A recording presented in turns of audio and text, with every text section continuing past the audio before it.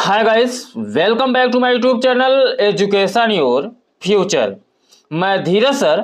आज के इस वीडियो में मैं बोर्ड एग्जाम 2025 के लिए बेस्ट टॉपिक लेके आया हूं।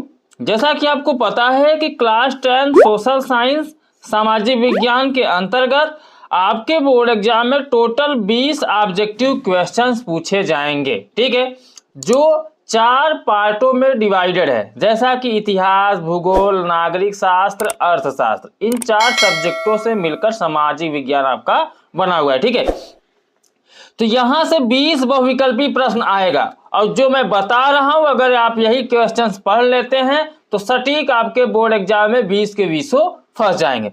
जो भी बच्चे चाहते हैं बोर्ड एग्जाम 2025 में उनका 90% प्लस रिजल्ट बने, वो इस चैनल को सब्सक्राइब करके इस चैनल से जुड़ सकते हैं, क्योंकि इस चैनल पर विज्ञान की तैयारी करा दी गई है। मोस्ट इंपॉर्टेंट क्वेश्चंस अर्थात ऑब्जेक्टिव क्वेश्चंस की अभी सामाजिक विज्ञान की कराई जा रही है, इसके बाद अदर सब्जेक्ट कराई जाएगी। ऑब्जेक्टिव के साथ साथ लघु उत्तरी, दीर्घ उत्तरी सभी प्रकार के प्रश्नों की तैयारी इसी चैनल पर कराई जाएगी, इसलिए चैनल को सब्सक्राइब करना ना भूलें। ठीक है, हम आते हैं अपने टॉपिक पर। हिस्ट्री अर्थात इतिहास। इतिहास से 5 बहुविकल्पी क्वेश्चंस आएंगे आपके बोर्ड एग्जाम में। आपको पढ़ने क्या है, सिर्फ यहां पर मैं 50 क्वेश्चंस बताने वाला हूं। यदि आप इन 50 को पढ़ लेते हैं तो इससे ज्यादा आपको अलग से क्वेश्चंस नहीं देखना पड़ेगा, सिर्फ एक नजर इस पर दौड़ा लीजिए। ठीक है, चलिए हम क्वेश्चंस स्टार्ट करते हैं। क्वेश्चन नंबर फर्स्ट है इस वीडियो का, जब फ्रांस छींकता है तो बाकी यूरोप को सर्दी जुकाम हो जाता है, यह कथन किसका है? मैटरनिक का। वेरी वेरी इंपॉर्टेंट है, ध्यान दीजिएगा। जब फ्रांस छींकता है तो बाकी यूरोप को सर्दी जुकाम हो जाता है, यह कथन किसका है या किसने कहा है? तो मैटरनिक ने। ठीक है, अगर यह क्वेश्चन आपके सामने आएगा तो याद रखिएगा इसका राइट आंसर हो जाएगा मैटरनिक। मैं सीधा आंसर ही कराते चल रहा हूं। नेक्स्ट क्वेश्चन है, फ्रांस की क्रांति कब हुई थी? तो फ्रांस की क्रांति 1789 ईस्वी में हुई थी। ठीक है, 1789 में हुई थी। चलिए बढ़ते हैं हम नेक्स्ट क्वेश्चन की तरफ। Question number 3, young Italy society का संस्थापक कौन था? तो यानी मैथनी कह लीजिए या मेजनी। ठीक है, इनको 2 नामों से जाना जाता है। यंग इटली सोसाइटी का संस्थापक मैथनी या मेजनी कह लीजिए। ठीक है, चलिए बढ़ते हैं नेक्स्ट क्वेश्चन अर्थात क्वेश्चन नंबर 4 की तरफ। राष्ट्रवाद का प्रारंभ जिस देश से हुआ वह है फ्रांस। राष्ट्रवाद का प्रारंभ किस देश से हुआ है? फ्रांस से। ठीक है, next question, question number 5, Germany के एकीकरण में मुख्य भूमिका किसकी थी? तो ऑटो वॉन बिस्मार्क की मुख्य भूमिका थी जर्मनी के एकीकरण में। ठीक है, इसके पहले मैंने आपका साइंस भी बता दिया। साइंस के जितने भी मोस्ट इंपॉर्टेंट क्वेश्चंस हैं मैंने करा दिए हैं। उस वीडियो को भी आपने नहीं देखा है तो डिस्क्रिप्शन में जाइए, उन वीडियो का लिंक दिया गया है, आप वहां से जाकर देख सकते हैं। ठीक है, अब देखिए क्वेश्चन नंबर 6, नेपोलियन की पराजय कब हुई थी? तो 1815 ईस्वी में नेपोलियन की पराजय हुई थी। Next question, Otto von Bismarck का संबंध किस देश से था? यानी किस देश से था? तो जर्मनी से था। नेक्स्ट क्वेश्चन, क्वेश्चन नंबर 8, 1789 ईस्वी में फ्रांस किस प्रकार का राज्य था? तो सीमित राजतंत्र प्रकार का राज्य था। क्लियर हो गया? चलिए हम बढ़ते हैं नेक्स्ट क्वेश्चन की तरफ। क्वेश्चन नंबर 9, अब देखिए क्वेश्चन नंबर 9, सविनय अवज्ञा आंदोलन कब चलाया गया? तो 1930 ईस्वी में सविनय अवज्ञा आंदोलन चलाया गया। किसने चलाया? महात्मा गांधी जी ने। ठीक है, याद रखिएगा 4 ऑप्शन दिया रहेगा, सिर्फ मैं यहाँ पे राइट आंसर ही करा रहा हूं ताकि फटाफट कम समय में अच्छे से आपकी तैयारी में करा दूं। नेक्स्ट क्वेश्चन है, महात्मा गांधी ने असहयोग आंदोलन कब आरंभ किया? तो 1920 ईस्वी को असहयोग आंदोलन आरंभ किया था और सविनय अवज्ञा आंदोलन कब चलाया? 1930 ईस्वी में। ये सब दिमाग में रखे रहिएगा। ठीक है, यहां से क्वेश्चन आएगा ही आएगा। जैसे चौरी चौरा कांड कब हुआ था? तो 1922 ईस्वी में चौरी चौरा कांड हुआ था। हिंद स्वराज पुस्तक के लेखक है तो महात्मा गांधी जी। ठीक है, महात्मा गांधी दक्षिण अफ्रीका से वापस कब लौटे? 1915 ईस्वी में महात्मा गांधी दक्षिण अफ्रीका से वापस लौटे थे।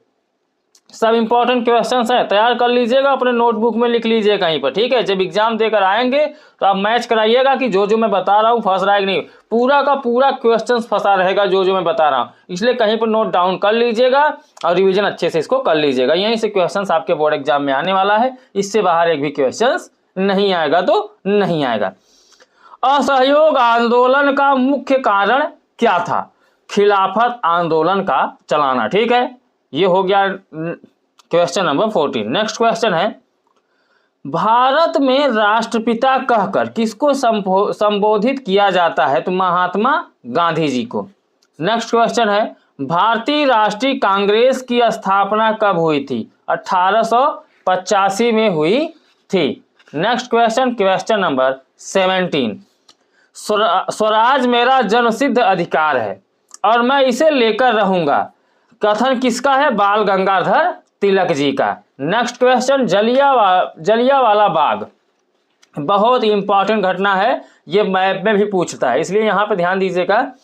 जलियांवाला बाग की घटना कब हुई थी? तो 13 अप्रैल 1919 को हुई थी यह घटना, जलियांवाला बाग, ठीक है, वाला कांड। रॉलेट एक्ट कब पारित हुआ? तो 1919 ईस्वी में रॉलेट एक्ट पारित हुआ। तो ये रहा क्वेश्चन नंबर 19 तक। चलिए हम बढ़ते हैं आगे, देखते हैं क्वेश्चन नंबर 20 को। अब देखिए क्वेश्चन नंबर 20 में बोला है आर्थिक महामंदी का प्रारंभ कब से हुआ? तो 1929 से आर्थिक महामंदी का प्रारंभ हुआ। 21 नंबर क्वेश्चन है, 18वीं शताब्दी तक संसार के कौन से देश सबसे धनी देश माने जाते थे? 18वीं सदी तक तो वहां पे भारत और चीन सबसे धनी देश माने जाते थे।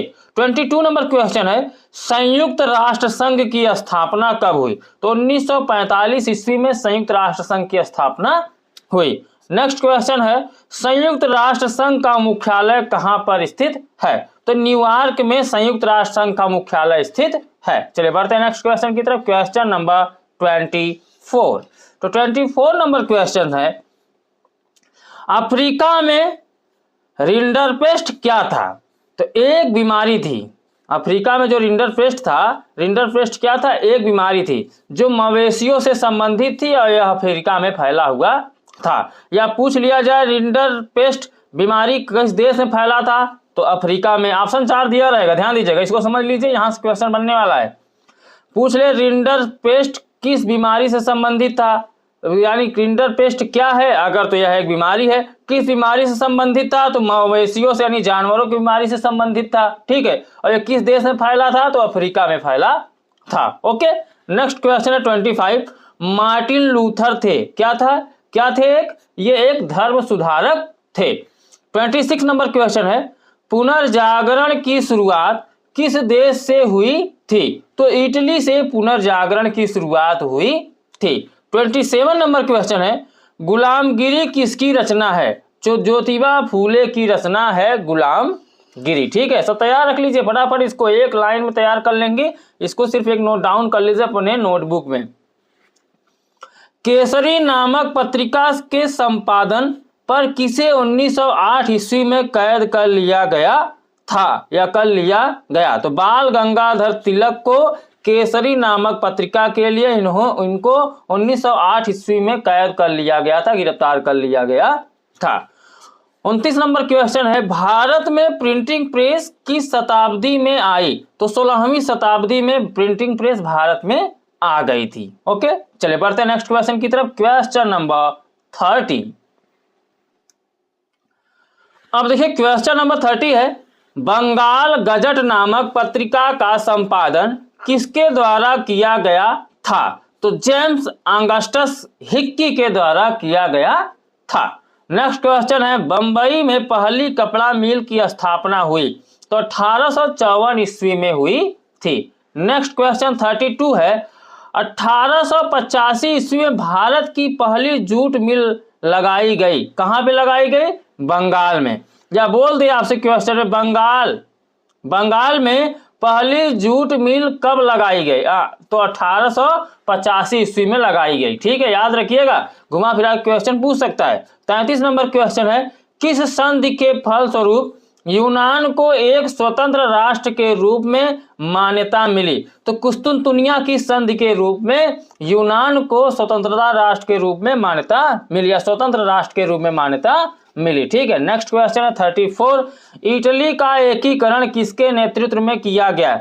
जिसपे गैरिबाल्डी के रूप में किया गया था। ठीक है, 35 नंबर क्वेश्चन है, वियना की संधि कब हुई थी? तो 1815 ईस्वी में हुई थी। 36 नंबर क्वेश्चन है, नेपोलियन का संबंध किस से देश से था? तो नेपोलियन का संबंध फ्रांस देश से था। चलिए बढ़ते हैं नेक्स्ट क्वेश्चन, क्वेश्चन नंबर 37, आनंद मठ उपन्यास के लेखक कौन थे? तो बंकिम चंद्र चटर्जी या कह लीजिए चट्टोपाध्याय जी थे। ठीक है, नेक्स्ट क्वेश्चन, भारत छोड़ो आंदोलन किसने प्रारंभ किया था? तो महात्मा गांधी जी ने प्रारंभ किया था। 39 नंबर क्वेश्चन है, सविनय अवज्ञा आंदोलन की शुरुआत किस महत्वपूर्ण घटना के साथ की गई? तो नमक कानून तोड़कर। ठीक है, सविनय अवज्ञा आंदोलन की जो शुरुआत हुई थी किस घटना के साथ हुई थी? तो नमक कानून तोड़कर, इसी के साथ इस घटना का शुरुआत हुआ था। तो ये रहा 39 नंबर क्वेश्चन। हम बढ़ते हैं क्वेश्चन नंबर 40 की तरफ। अब देखिए क्वेश्चन नंबर 40, करो या मरो का नारा किसका था? तो महात्मा गांधी जी का था। 41 नंबर क्वेश्चन है, वंदे मातरम गीत किसके द्वारा लिखा गया था? तो बंकिम चंद्र चट्टोपाध्याय द्वारा लिखा गया था। 42 नंबर क्वेश्चन है, अंतरराष्ट्रीय मुद्रा कोष IMF की स्थापना कब हुई थी? तो 1944 ईस्वी में संयुक्त राष्ट्र अमेरिका।